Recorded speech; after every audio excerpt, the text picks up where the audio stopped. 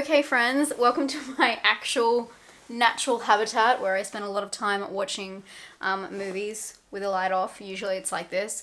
Okay Google, light off. It's pretty dark in here. It's like 4 p.m. and it's this dark in here. Okay Google, light on. But yeah, I spent a lot of time in here watching movies on my laptop. I just finished watching The Deep House, and we're going to do a little spoiler conversation, but we're going to start off by doing like a non-spoiler just in case anyone is interested in it and they want to know a little bit about it. So The Deep House is from 2021. It is a co-directed film by French directors. I will not pronounce their names right.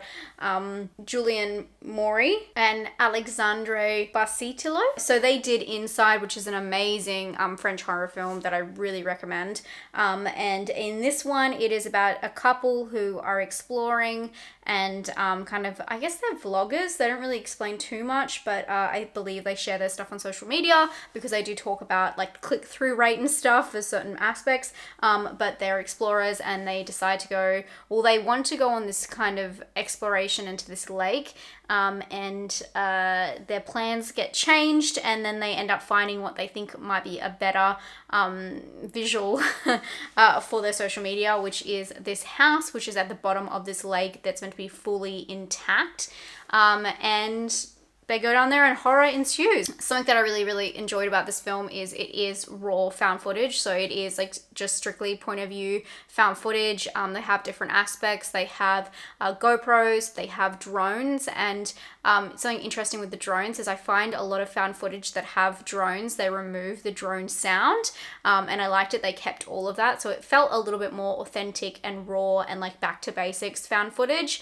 So yes, very much enjoyed that. Enjoyed the setup, enjoyed all those kinds of aspects. The film itself, like the whole concept is great. The visuals on it are great, especially when they get down into the house. It's absolutely beautiful. I don't know how they shot majority of this film. Like an hour of it is underwater. It goes for an hour and 20 minutes and an hour of it is underwater. And to think about the big budget, this is an XYZ or Z, depending where you're from, film, and also it's a Blumhouse production. I don't understand how they film this underwater like that. It's just such a phenomenal task, especially to put a house, like a full house, several different rooms and all of these props underwater and keep them intact. It's pretty insane. So visually speaking, I think it's beautiful, but the story does fall apart because with the way it's kind of explained and the horror aspect of it. I'm going to jump into some spoilers now, but if you are going to watch it, I recommend giving it a go. It's only an hour and 20 minutes, but I'll just give you my rating now so you know before I jump into all of the little aspects that I'm definitely going to spoil by going through. It is very slow in the middle, and it seems more like something that should be suited to a video game because just the way it's set up. It's just more about the jump scares, and the story is very not lacking because there is like a backstory to the whole idea, but very quickly executed. So I would say it's a 5 out of 10 for me. Really enjoyed the visuals, really enjoyed the setup, really enjoyed the whole concept really, but it wasn't really fleshed out correctly for me anyway. So I'd be interested to hear if you are going to watch it from that description or not. I think again, this is one of those films that needs to be remade, but it just came out.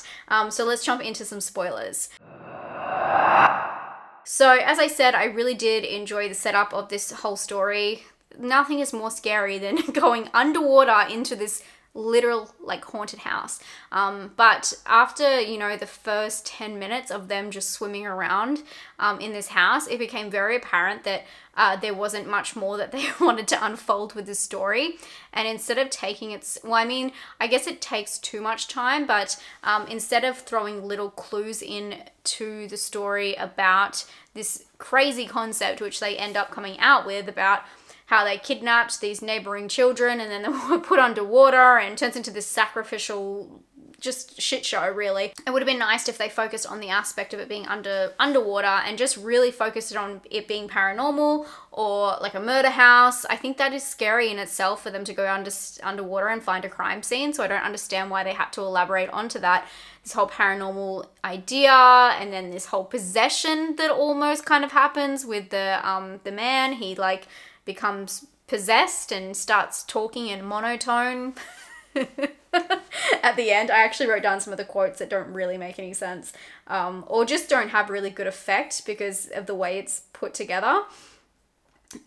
So, you know, he was saying things like, "We belong to this place. I'm going to kill you, my love. Don't be afraid." But he's saying it completely monotone, and that should be scary, but it was just kind of poorly put together. I'd say that's something that was working against this film. I loved the sound design in terms of the music and all that kind of the eerie aspects in the background, the sound, the creaking of the house underwater. It's like such a good setup. But something that did not work was the fact that because they are just talking to each other, communicating to each other in these suits, these scuba diving suits, you can tell, like, you can't see their mouths moving and stuff, and I can only infer that after the fact, all of this audio was recorded. Obviously, it's not recorded while they're doing it, and therefore, they had a lot of leeway to work with changing up audio and making things fit to the story in the edit, and I just don't understand why they didn't make him sound more creepy, or I don't know, it just like, it seems like a lot of this would have come together in the edit and it was just missing a lot. As I said, when they get down there, after, you know, 10 minutes, 20 minutes, 30 minutes of them walking around this house, it feels like a video game. It really does. It feels like something's going to jump out on you and you're trying to like look for clues, and it's meant to be a story that's taking you through the motions, and I feel like they kind of, you know, gave some missing things on the wall. The body's hanging there, which is so creepy. And then they tried to, you know, at the end when he gets like this possession aspect comes in, it turns into this whole, sorry, if you have not seen the film, I have not explained like what really happens. I just assume that if you're watching this, you've probably seen this part. But it, especially if you view my channel, usually we're all like spoiler freaks, like scared of spoilers. But, you know, they go down there, they look around, they discover the backstory to the place, kind of half-assed. They see, like, there's things on the walls that talk about murderers and missing people, and then they realize that the guy who took them there is the son of the people. And then at the end, the guy kind of becomes, like, a little bit possessed by something, and then he throws out these random things about how the house is playing into everyone's fears, and then... sorry, that's Gromit on the bed. And then he takes them into this theater and tells them the whole story of the, like the guy who's like possessed is telling them, you know, like the guy in the couple is telling them the whole story of what's going on in this house. And it shouldn't have to be so like straightforward explained. If you don't get the story by going through the motions and the tent poles and the arcs, and there's no arc in this story, to be honest. If you don't get it from going through the house for half an hour, why tack it on to the end? It would have just been better if there was one ghost in the house, or it was just a haunted house that was under a lake.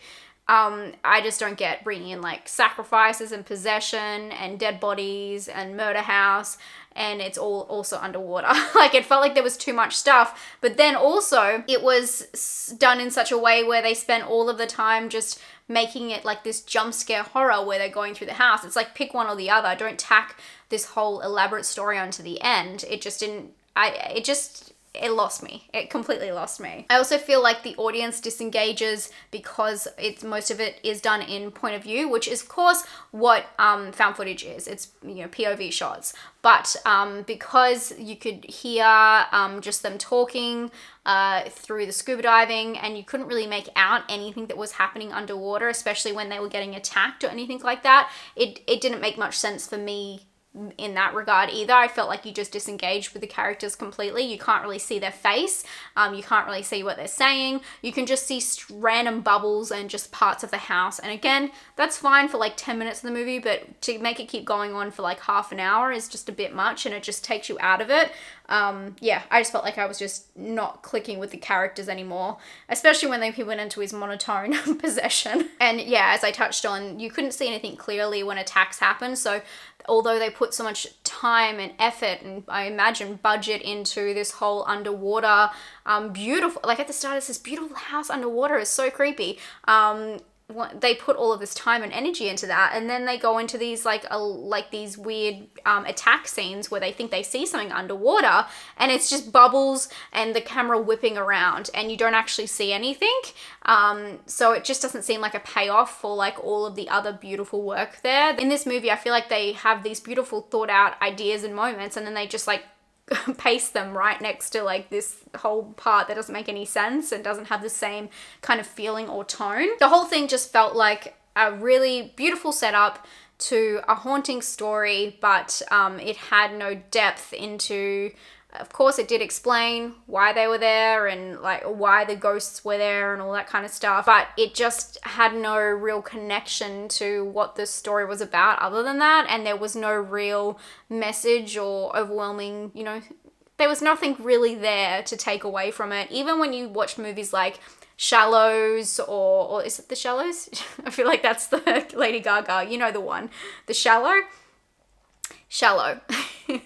You know, the one when she's trying to escape from the shark. Every simple horror movie, I don't know why I picked that one up, just maybe because it's about water.